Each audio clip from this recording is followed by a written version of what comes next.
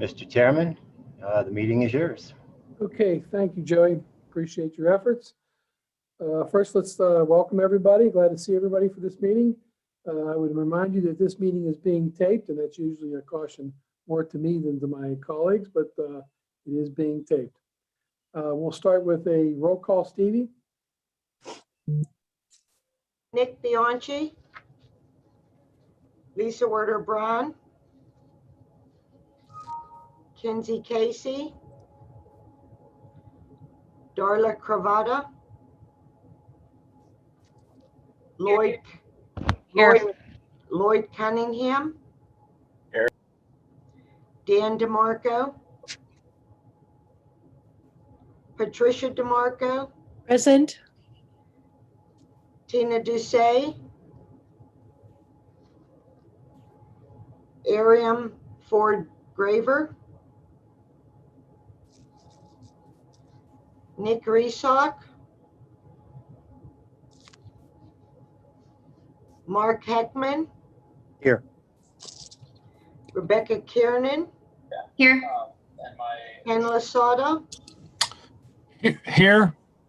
Ruth Ann Ulmer, Here. Stanley Paps, Will Pickering, Present. Mary Ellen Ramage, Here. Tim Rogers, Here. Mark Samponia, Here. Kathy Sapp, Present. Danielle Ventresca, Max Unker. Here.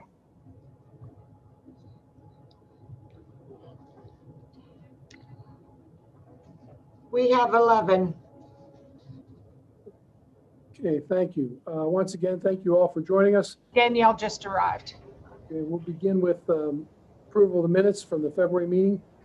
Please be reminded that when you're making a motion, give your name and your association. I entertain a motion for the approval of the minutes of February 2021. I'll make that motion. It's Ruth Ann Ulmer. Second, Mark Samponia. Motion and a second. Question on the motion. Being called, all in favor, give your consent by saying aye. Aye. Aye. Aye. Any opposition? Hearing none, the minutes are approved. Next, we'll go to a review of the meeting time date survey by Jeannie. Jeannie? Okay, I sent you all earlier today the spreadsheet that shows definitively that of the people who voted, they all want to meet right now. The second highest was the second Tuesday, so a week earlier at the same time from 2 to 3:30. Third Wednesday of each month from 5 to 6:30 got 12 responses. The first Tuesday of each month from 2 to 3:30 got 10 responses. And the other evening meetings got 8 and 6. 6 people did not vote, but doesn't look like we have a lot of requests to meet later in the day. Is the taped meeting available to the public? I'm sorry, what? Is the meeting is being taped? Is that available for replay to the public or to other interested parties? I'm Yes, sorry, Tim. I need somebody to translate that for me. My hearing's not working today. Tim, it is. It's on our YouTube channel. Okay, Oh, okay. so that might meet to some extent the demand or request to view the thing. But I think Darla was particularly interested in having an afternoon meeting for the electeds. Let me just clarify that. What I was actually interested in is having the public meeting. This meeting, whenever you guys feel fit to meet, is your issue. My concern is having a public meeting available for electeds to attend after work and instead not having a public meeting in the middle of the day. That was actually my request. So I apologize for not making that clear. Okay. So if there's no objection, then we'll continue to meet at this time and date and time. any concerns regarding that? Hearing none, we'll go on to the next item on the agenda, the status of the GROW program. That's Tim Prevost. Tim? Thank you, Tim.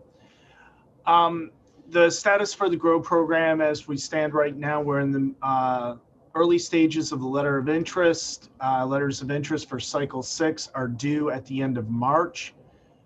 We have been meeting with several municipalities regarding projects in anticipation of cycle 6. We bypassed 9 projects, meaning that those projects will get an application. This is based off of the municipal workshops. And we're anticipating by the end of March, we'll have several more projects for us to consider for cycle 6 program. The applications will be, potential applicants will be notified beginning of May. Applications will be due at the end of June, and awards will be in September. This will be the normal schedule, unlike last year where we were off a month because of COVID. That's pretty much it right now. If there are any questions, I'd be happy to answer them. I would start off with 2. One is, for the record, Mr. DeMarco has just joined us. And with the federal recovery program coming up, I would anticipate there's going to be a significant expenditure in sanitary sewer rehabilitation, since that is a preferred program. Do you anticipate any impact to the GROW program because of that? I believe that the projects, if a municipality is able to get those funds for sewer-related projects that fit in with the program guidelines, then that's as good as municipal money. We've always accepted grant funds or any kind of third-party funding to be counted as the municipal match. So I'm very much hoping that the municipalities will be able to acquire some of those funds. And Gene's municipal outreach folks are currently investigating what that might look like for the ALCOSAN customer municipalities and how it might relate to GROW. One of the added benefits that was brought to my attention by Mary Ellen was that this federal money will help municipalities who are anticipating transferring their trunk mains and have to do repairs on those trunk mains. This will help expedite that for them. And I think that's a real positive. Some of us are disappointed with the narrowness of the federal suggestion that it be spent on 3 particular items. But fortunately, one of them is sanitary sewer. And for the purposes of this group, I think, we may want through ALCOSAN to try to promote that and try to take the advantage of getting those federal monies spent on sanitary sewer, either in truck main repair, as Mary Ellen had suggested to me, or my staff is looking at upgrading and trying to do more I&I work to try to reduce inflow into the transferred systems.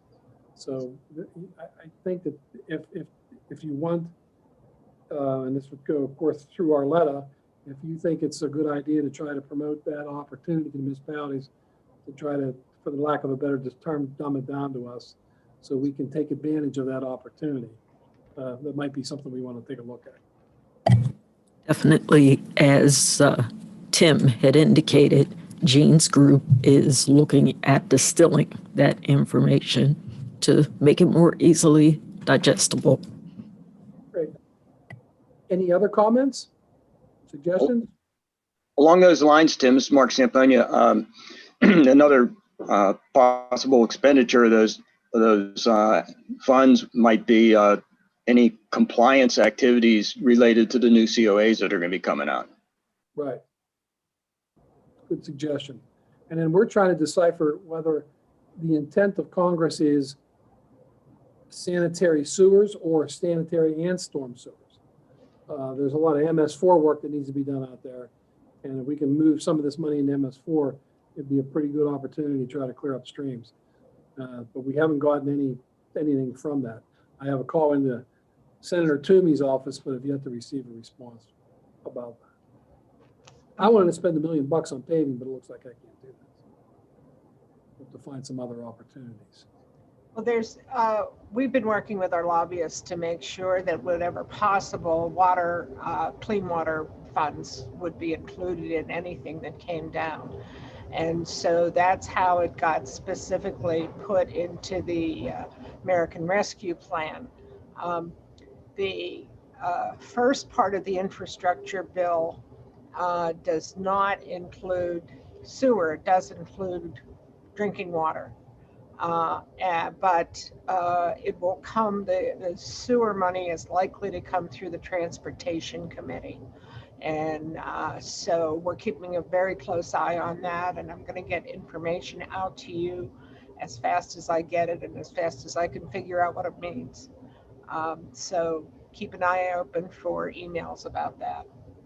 The problem with generating the drinking water is that many of us, municipalities, do not own the water operations. We're subject to remote authorities. In our case, we actually own the authority, but it doesn't mean I can transfer money to the authority. So drinking water is a pretty narrow path. And so we're a little more interested in some other infrastructure opportunities. And we're hoping that we get some more definition of that. Anything else? Anybody else? Hearing nothing, we'll move on to Mike Litcha. And Mike's going to talk about the status of the transfer agreements. Mike? Yeah, good afternoon. Just to give you a brief update on the transfer agreements.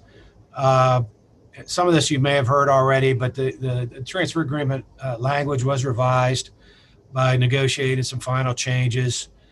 There were some meetings held in January. I believe 3 meetings were held via Zoom with good attendance. The agreements are currently in the process of being sent out. Currently, we have 25 out of 80. Our solicitor is working on these agreements, and AECOM is distributing the agreements when complete. We're planning that all the agreements will be sent out to municipalities within the coming weeks, with May being a target. I believe a couple are in the process of signing the agreements. I think South Fayette came to mind. Monrealville shortly. That's really all I have. If anybody has any questions, let me know. I'll try to answer, or maybe others can chime in. Mike, this is Ruth Ann. Just out of curiosity, what percentage do you think of communities that might just sign up right away? Do you think it's like a third of all of them, or what's your guess? I'd probably have to get back to you on that. There are some who are making good progress on their repairs. Many have completed the repairs.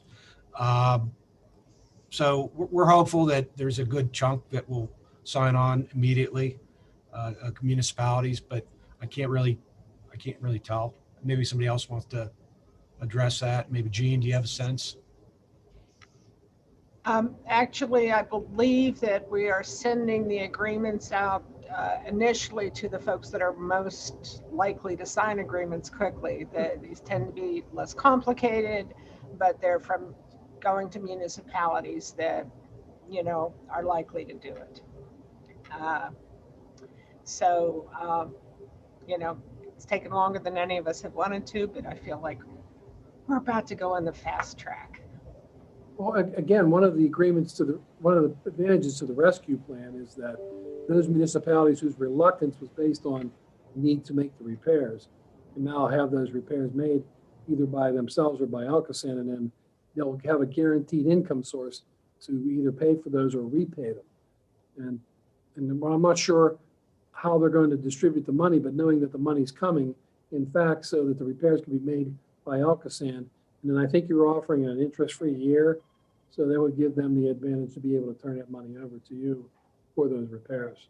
Mm-hmm. I think that's a real positive. Thank you. Anybody else? Any other questions for Mike on the transfers? Max, I think that this has been vetted. This is probably one of the more solicitor reviewed documents in the history of Allegheny County. So it's been pretty well vetted by all the solicitors. In my case, the irony is the wife of my solicitor is helping to try to sell, getting these things closed. So I'm pretty much in a position where I guess I got to approve this thing. But are there any, to your knowledge, are there any outstanding legal issues that have recently been raised by any municipalities? No, nothing that we've heard. As Mike, indicated, after those meetings in January, we did sort of go back and start updating, piece by piece, in coordination with AECom. We get a list of who is up next. We go back and update the documents, mostly the agreement itself. A lot of the schedules remain the same. Have been turning those over at a fair clip. And so far, it's still in that rollout phase to get these into everybody's hands. But in terms of other questions, or nobody's raised anything that says, oh, hey, we thought this was addressed a year ago in those negotiations. No, we haven't heard anything like that. Okay. So, And Max, to reiterate, these are mirror agreements for the most part. yes. Individual negotiations going on. Right. The difference will come in the schedules when you list all of the assets, the manholes, the easements and everything else, but the terms and the whole purpose here. I think maybe the only other comparison are the Z agreements that created ALCOSAN. If anybody is a municipal nerd like I am and has gone into the vault and looked at those agreements, they are exactly the same. The only thing they change is township or borough throughout, and they just strike through it. And it's interesting to see on David L. Lawrence's signature on those, and that is sort of the one model of making sure that everybody was doing things the same way that is carried on here in the transfer agreements. Great, thank you. Any other questions? Hearing none, we'll move on to Max properly advised us this morning that we should take a new item on the agenda. We were advised today of the unfortunate resignation of Bob Grimm, manager of McCamus, from the advisory committee due to some other issues he has to deal with. Mr. Loretta? Chairman, can Yeah. I just slow you up just a little bit and Sure. back you up? We'd like to go over the maps first. I'm sorry, I just saw that. That's Overview all of right. the maps. That's Thank you okay. for catching that. I know you're trying to get rid of Bob. No, not at all. I've been trying to kick Bob out for a long time. That's the definition. But, So Mike, I just maps? wanted to do a little introduction for Michael on the maps. You should have all received big maps from me, because I know you like big maps and you cannot lie. And it also included the municipal managers that were up to date at the point that we sent it out, and how to contact them. But as we reviewed those maps after we sent them out, we thought we had gotten them pretty simple. But then we decided, well, if you don't live and breathe this stuff, you need more information and less information. You need to know, like, where are the highways here, so that you can kind of get your bearings that way. So Mike, I sent you a PDF of the 9 maps for the basins, or is it 7? I think it's 9. And Michael's just going to run through those for you. And please ask any questions you have. This is really to make sure you kind of understand your basins.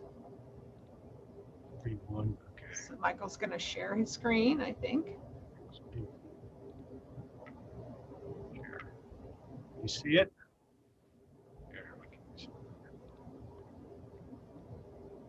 How about that? Can you see that? There we go. Okay. All right. Yeah, thanks, Gene. This is a system-wide map showing the service area with the 7 planning basins. As Gene said, these have been distributed. The proposed regionalized sewers are shown in purple. Okay. The CSOs, okay, the largest CSOs by volume in a typical year are shown in circles, with the largest ones being red. And conversely, the sanitary sewer overflows are shown as squares, on the map, but the largest ones being in red and yellow, red and orange, I'm sorry. So these have been distributed. They've been done by basin, one for each of the 7 planning basins with an overview map showing the typical year overflow volumes that we're contending with. I'll just kind of scroll through these if anybody has any questions. We're working on updating these. There's an older version on the municipal website, and we're going through the process of bringing up updated maps to the municipal website as well. So just FYI. But if there's any questions, anybody wants me to stop on any particular planning basin, I can do that. Mike, this is Ruth Ann, of course, the troublemaker. Can you go down to the Chartiers Basin? You just had it up. I have one quick question, and it could be because I have age-challenged eyes at this point. In Upper St. Clair, is those at the very bottom, are those 2 triangles orange, showing that they are a combined sewer? Those I believe are municipal SSO outfalls. So that it's an SSO, it's yellow, right? They're not, to me, it looked a little orange on my maps, and I agree they're there, they're SSOs. I wasn't sure if they were yellow or orange. So it's definitely, they're yellow, although those are yellow down there at the bottom. There's 2 triangles. They're not supposed to be orange. Right. We're currently working on our inventory of these and just making sure we got everything properly depicted in the GIS. Okay. So, I mean, if you do notice any issues or concerns about, hey, this outfall is not in the right place, email me. Okay, I will. Those Jan, 2, I just want to make sure they were yellow, and I just want to compliment you and the staff. Anyone who has never done mapping or gathered this information really can't comprehend how difficult this is. Maps look easy to people because they're wonderful to use, but this takes a lot of work, and the ALCOSAN staff is to be really complimented. And I actually have a beautiful wooden frame one of these on my wall, but this is great. Thank you so much. Yeah, there's quite an inventory of fields on each of these features. So it's kind of, you're right. It's quite a thing to manage. Hey, Mike, can you speak to how the current flow monitoring that's going on by ALCOSAN, does it relate to this at all? I'm going to defer to Tim. Okay. Because he's the flow monitoring man. But I mean, yeah, it relates a lot to grow right now. Okay. Go ahead, Tim. So the question was in regards to flow monitoring on the maps? Current flow monitoring that's going on right now, evening flow monitoring. Yeah. So the flow monitoring that we're doing right now, they are, you should see me right now. I'm trying to move this map around and I can't. We have monitoring going on at Penn Hills along Sandy Creek and Quigley Run. We have also in Penn Hills along Gascola. We have monitoring going on along Banksville Road, which has got a little bit of Green Tree, a little bit of Dormont, some City of Pittsburgh. We have monitoring taking place. I'm looking around. I believe our monitoring is also taking place. ADS. We have, I think I pretty much hit most of the monitoring that we've got going on. And then we have 7 main basins that we're doing flow isolation studies currently right now. And those basins we're working on Gertie's Run and Pine Creek. They should have been out last night to start. Then we'll be going to Wayman Run. We'll be going to Castle Shannon Boulevard.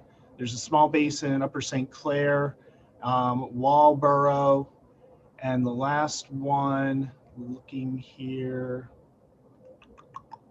I believe that's it. We're doing flow monitoring in Beck's Run, M34. So we've got a fairly significant amount of monitoring going on. The monitoring program that we initiated began in 2016, and we have a lot of monitoring data that is openly available to those municipalities. We've been working with your engineers for years on getting that information out to you. And if you have any questions, feel free to reach out to me, about those, about the program that we're working on right now. Is the flow monitoring related to the acquisition of the trunk mains, or is it feeding into the trunk main? We identified sewer systems that were regional, that were slated for regionalization. They just happen to be the bigger areas anyway. But it's not just the trunk lines. We also went up into the municipal collection systems and did the monitoring in those areas also. And all the reports and data has been shared with the municipalities, so it could provide the municipalities with information for future projects that they may have. Any other map questions? The only question I have, again, it's Ruth Ann. This is public knowledge. So as we look at our maps to make sure they're correct, we are permitted to share these, correct, with our municipalities? Or are we not? Yes, please do. Okay, I always like to check before I get in trouble, Arletta. And I just wanted, to do that. So thank you. Hey, Tim, question. I recall in an email there was what I had received, what was mailed out to us, might have been a little bit different than these updated maps or revised maps. Am I wrong about that? This is a mapping question that should be for Mike. Yeah, I mean, I think what was emailed was maybe a lesser resolution just to make sure it could pass the email criteria, but we can provide these higher resolution maps. Well, no, I just want to make sure what I received in the mail. Right. And I was looking at those, and I took them up to our municipal building, and I asked that, they're in a particular table up there. That's what we're looking at here, the map that I received in the mail. Yeah, we went through a few revisions of this map, with some changes leading up to this meeting. I think Gene sent them out Friday, the final versions. So I would go off that version. Okay. Dan, the giant ones you got in the mail, this actually you kind of got small, medium, and large, I think. They were a little more technical. These ones, what we wanted to make sure was we were orienting people based on place. Right. So so these ones have where the highways are. Right. Oh, okay. Yeah, we cleaned up some of the legend. I remember that now. You're right. I remember you did mention that, I think. Okay. Yeah. There's a lot of detail on the prior maps. We kind of cleaned it up. And this is Ruth Ann, you can blame me for that because, I like to know where my roads are versus my sewers. And I asked if they wouldn't mind doing that. I do too. I should know where all my sewers are. You guys should know that. But no, I do. I would like, that's what, I'd like to know that too. So it's good that we have that diagram, that mapping. If these new maps, if you want them in a larger size, just let me know and we can have them made and shipped out to you. Okay. Any other map questions? Hearing none, thank you. And then now we'll go back to the resignation of Bob Grimm. At the suggestion of our solicitor, it should be voted on by the committee to accept the resignation. He has already advised, I believe, the county executive of his resignation, and that's where the reappointment would come from. So we would entertain a motion to accept the resignation of Bob Grimm from the advisory committee. I'll make that motion. Second, Mary Motion. Ellen from Etna. Motion and a second question. All in favor, aye. Aye. I Any opposition? I will extend to the committee our sincere gratitude to Bob for his service and our appreciation for his situation. Next item on the agenda is a general discussion on advisory committee work and any reports from the members on activities within their bases. Pursuant to a direction from the committee, I have talked with Three Rivers Wet Weather about, and they are working on getting an updated rate study. So what each municipality is charging within its rates in addition to the ALCOSAN base rate. And so they're working on that. Requests should have been made to your municipality to get that information from you.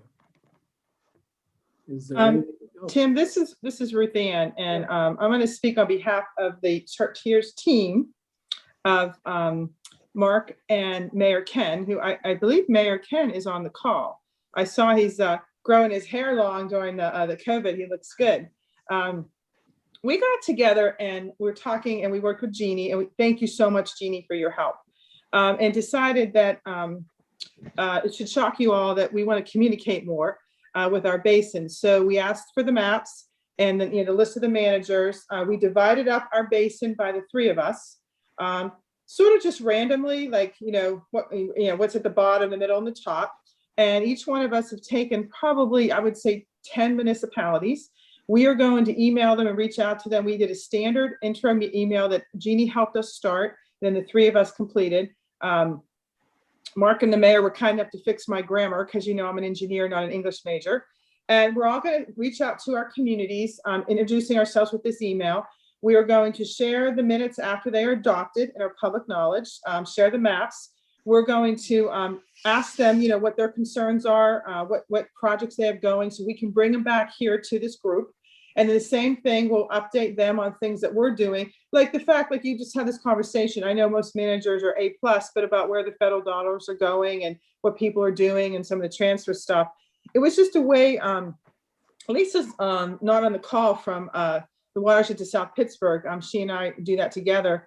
But it's a way we need to find out more from our communities. So we decided to do this together, and we will report back to you individually because we've broken up the municipalities, not today, because we just got this organized. But from now on, we'll each be able to say we've heard something or not, or take something back. So we just wanted to share.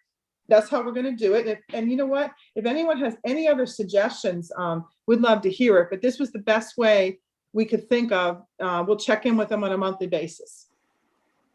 Mark and Mayor, do you want to add anything to what I said? No, Ruth Ann, this is Canisotti. As usual, you were very, very articulate in expressing what we plan on doing forward. Thank you very much. Thanks, Mayor. Anybody else? Are there any items for future agendas that you would like to review? I think one of the big things that's hanging out there, and Arlette, I don't know how far along you are with the rate study going forward, but I think we're all anxious to see where that might be going. Mr. Chair, I do have to tell everyone that the fact sheet I sent you on the Clean Water Assistance Fund had some bad figures on it. You remember the doll that math is hard? Well, I made some mistakes. You'll be getting a replacement for that today. Okay. And Mr. Chairman, I swear, you all know I like to talk, but it's just not for today.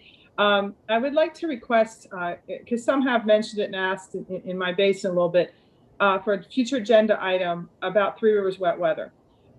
We all work with them, love them, whatever, but there's still some confusion, or maybe they just want to know. Could we have on the agenda what Three Rivers scope is for ALCOSAN, what ALCOSAN pays for, what's the good work that they're doing? Maybe something on the agenda they want to share with us, or go back, or maybe they need help with something like they're doing this rate study that we could go back and really remind our communities to respond. But I'd just like to request for the next meeting, if we could just have, I don't know who it would be at ALCOSAN, but if someone could just bring up the scope, and here's what Three Rivers Weather does in conjunction and partnership with us. Here's what, ALCOSAN pays for because it's ratepayer money. And that way we can also help out if they need to get something from our communities, or we can answer questions. So do you think that would be possible? Absolutely. I think that's a good idea. Arletta, do you have someone on staff you want to task with that? We will take care of that. Okay, great. Should we include their new director in that discussion, or do you want to do it just on the ALCOSAN side first? What is the committee's pleasure? I would love to have Dave. I Yeah, thought he was on this committee, but I guess I'm on so many committees. I think I must be wrong. He must be on a different one. Sorry. I think it would Darla be is helpful to aggressively meet shaking her head, so no, he's not on. I think it'd be helpful to meet him and hear his perspective. I haven't met him yet either. Okay, so we'll make arrangements to, Jeannie, can you make arrangements to invite Dave to the next meeting, please? And there has been some in my basin, there has been some discussions about the level of commitment by ALCOSAN, which is significant, to Three Rivers Well Weather. And that's probably not a bad idea to let's clear up and see what they're doing with more than $1 million worth of money. And Tim, nothing wrong or anything. It's just more for information. Good. Well, after we get the information, maybe something will be wrong. We don't know. Glad you brought it up. Thank you. Anything else for the future agenda? Mr. Chairman, you had asked, or you had referenced wanting to know where we are with the upcoming rates. We're still a couple of months out, recognizing that it is certainly something the committee, and not just the committee, but our municipal customers would be extremely interested in. We hope to be able to bring that information back to you again in a few months. Appreciate that. And lastly, committee members may have seen today, just as we did, that the borough of McKees Rocks has decided to take legal action against us with respect to our intended use of the former Crivelli dealership, auto dealership property that we purchased. We are just in receipt of what this is going to be. Haven't had a time to review or digest. Once we do, we will come back and report to the committee. Very good. I appreciate Thank that. you, sir. I was going to bring that up too, but I'm sure Max would have jumped in and said, hey, we really don't want to talk about that right now. But Mr. President, appreciate your bringing that up. Mr. President, Ken Lasso here. Could you refresh my memories? What was going to be the use of that Carvelli site? What was ALCOSAN going to use that for? Storage facility? I assume it was going to be a construction site, but ultimately probably a pit to begin the tunneling. Is that correct, Darletta? All correct. Thank you. Kim, would you please refresh? Yeah, so I want to make sure we come away clear that it is not going to be a storage facility. That is really important. It is not going to be a storage facility. As part of the first phase of the tunnel, we have to pick up Chartiers Creek, which means we have to have a river crossing from the north side where our plant is now over to pick up the bottom of Chartiers Creek. So to Tim's point, it's a construction site. It'll be, we'll have to raise equipment and then put a drop shaft in and tie it into the overall system of the Ohio River Tunnel. But there will not be operating wastewater facilities over there other than conveyance. So is this? Thank you. Thank you very much. Kim, is this the first tunnel?